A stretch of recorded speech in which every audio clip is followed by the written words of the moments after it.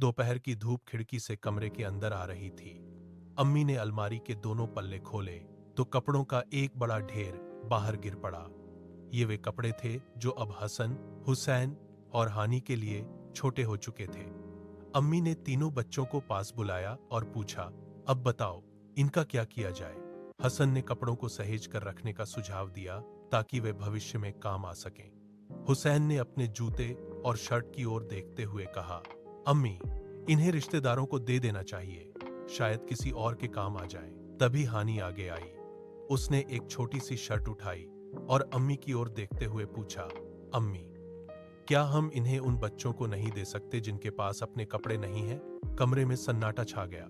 हसन और हुसैन ने एक दूसरे को देखा। अम्मी के चेहरे पर एक मुस्कान उभरी।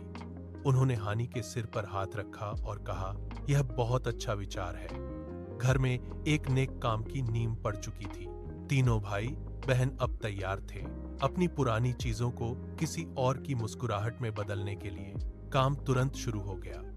हसन ने बाल्टी में पानी भरा और साबुन के झाग के बीच कपड़ों को रगड़कर धोना शुरू किया।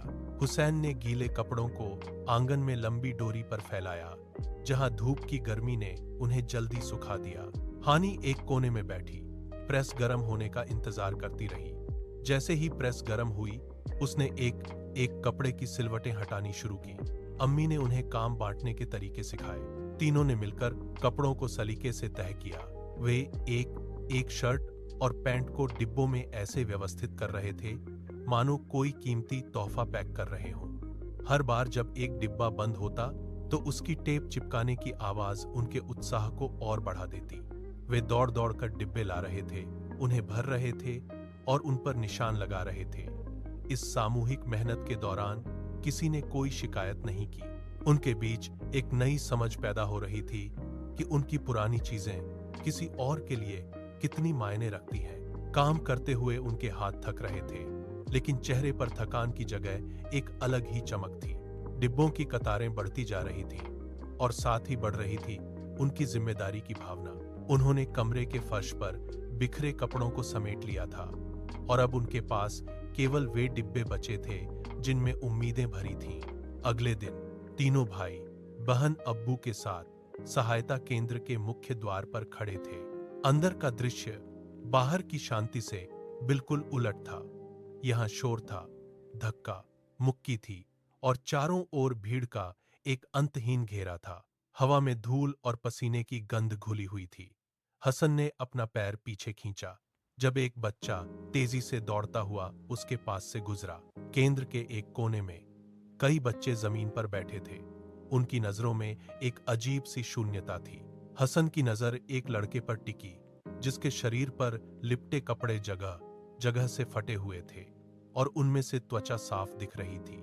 हुसैन ने अपनी जेब में रखे मोबाइल को छुआ और फिर उस बच्चे के नंगे पैरों को देखा जो कंक्रीट की ठंडी फर्श पर टिके थे। हानी ने अपने भाई का हाथ मजबूती से पकड़ा। उसे पहली बार यह एहसास हुआ कि जिन कपड़ों को वे घर पर पुराना कहकर डिब्बों में पैक कर रहे थे, वे यहाँ के बच्चों के लिए एक सपना थे। यहाँ की गरीबी का सन्नाटा उनके कानों में गूंजने लगा। उनकी अपनी सुख सुविधाएं, वह घर, वह अलमारी, सब कुछ अब उन्हें बहुत छोटा लगने लगा था। वे तीनों अपनी जगह स्थिर खड़े थे, जैसे किसी ने उनके कदमों में बेड़ियां डाल दी हों। उनके सामने जो दुनिया थी, उसने उनकी अब तक की समझ को पूरी तरह झकझोर कर रख दिया था। वे बस एक दूसरे को देख रहे थे और उस खामोशी में एक नया संकल्प जन्म ले रहा था। हसन ने धीरे से डिब्बे का ढक्कन हटाया। उसने एक शर्ट निकाली और उस लड़के की ओर बढ़ाई। लड़के के कांपते हाथों ने कपड़े को छुआ जैसे वह कोई कीमती वस्तु हो। जैसे ही उसने शर्ट पहनी, उसके चेहरे पर एक अलग ही चमक दौड़ गई। वह उछल पड़ा और जोर से चिल्लाया, अम्मी, देखिए मेरे पास नया कपड़ा है। उसकी आवाज में एक ऐसी गूंज थी जिसने पास खड़े सभी लोगों का ध्यान खींच लिया। दूसरी ओर हानी ने एक छोटी बच्ची को फ्रॉक दी। बच्ची ने फ्रॉक पहनी और गोल गोल घूमने लगी। उसकी हंसी सहायता केंद्र के शोर में सबसे साफ सुनाई दे रही थी। हुसैन ने पास ही एक लड़के को देखा जो पुराने जूते पाकर अपनी खुशी रोक नहीं पा रहा था। वह उन्हें पहनकर जमीन पर थपथपाते हुए दौड़ने लगा। इन दृश्यों को देखकर हसन हुसैन और हानि के चेहरे पर भी एक सुकून भरी मुस्कान तैर गई। उन्हें पहली बार यह समझ आया कि जो चीजें उनके लिए बेकार हो चुकी थीं, वे दूसरों के लिए उपहार बन गई हैं। उन्होंने देखा कि कपड़े पहनने के बाद उन बच्चों की चाल बदल गई थी। उनके बैठने के तरीके में एक आत्मविश्वास आ गया था। वे अब जमीन पर नहीं, बल्कि अपनी नई पहचान के साथ खड़े थे। तीनों भाई बहन एक दूसरे की ओर मुड़े। उनके मन में जो भारीपन था, वह अब गायब हो चुका था। उन्हें पहली बार महसूस हुआ कि खुशियां बांटने से कम नहीं होती, बल्कि कई गुना बढ़ जाती हैं। यह दृश्य उनके लिए किसी बड़े सबक से कम नहीं था। घर लौटते वक्त अम्मी ने तीनों के सिर पर हाथ रखा और कहा, नेकी के लिए धन की नहीं, सही नियत की जरूरत होती है। अम्मी की ये बात हसन, हुसैन और हानि के जहन में बैठ गई। उस दिन के बाद तीनों ने हर महीने अपने खिलौने और किताबें जमा करना शुरू किया। उनकी अलमारियां अब खाली होने लगीं, लेकिन उनके कमरों में एक नई चमक आ गई। धीरे धीरे मोहल्ले के बाकी बच्चे भी इस काम में जुड़ गए। हर रविवार सब मिलकर डिब्बे तैयार करते और पैदल चलकर जरूरतमंदों के घर तक जाते। यह एक छोटा सा विचार देखते ही देखते एक बड़ी मुहिम बन गया। उन्होंने सीखा कि इंसान के पास जो है, उसे बांटने में जो सुकून है, वह किसी भी कीमती वस्तु से कहीं बढ़कर है। अब वे हर साल अपने पुराने सामान को जरूरतमंदों के बीच बांटते हैं। उनके लिए यह केवल सामान का आदान प्रदान नहीं, बल्कि एक दूसरे से जुड़ने का जरिया बन गया है।